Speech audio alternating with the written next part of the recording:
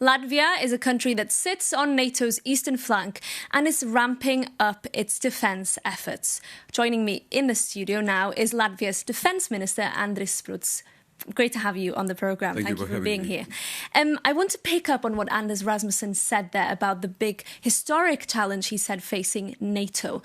The US President Donald Trump is threatening an US exit.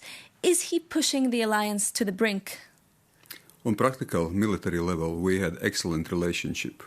There is presence of US troops in Europe, also in the Baltic countries, in Latvia, and we continuously, actively cooperate. So I see that alliance remains strong, that it is one for all for one. It is beneficial for all member states, including United States.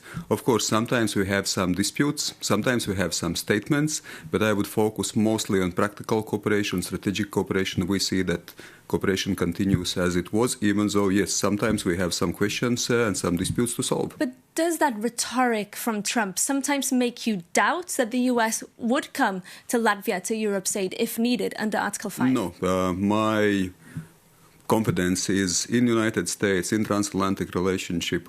As I said, we've seen this cooperation developing and expanding, and here I don't have any doubts that the United States would come to help. So even though sometimes we might have some discussions. Very good. We know there's another conflict hotspot in the Middle East. Do you see or fear that that conflict is not only diverting attention from Ukraine and Europe, but that also there are weapons, US-made weapons, destined for Europe being diverted there? It just once more demonstrates the world is interconnected, and also the armament supplies. It is quite in shortage in these uncertainty times, in these times of insecurity. So that's why, once more, it's just a strong reminder that we need to build up our own defenses, our own defense industry in Europe. We must step up.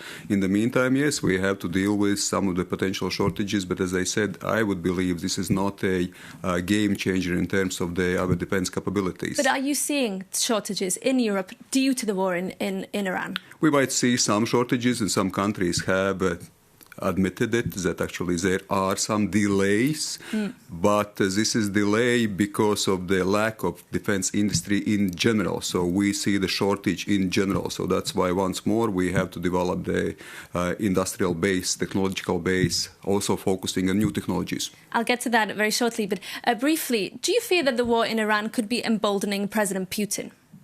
Well, of course, we must take into account that war is, in a sense, uncertain, that there are quite a number of those flashpoints, but it is also a reminder that the United States is ready to act, and here we should cooperate actively with the United States to solve the problems of the issue, also in Hormuz Straits, together, and that's what also Latvia has indicated.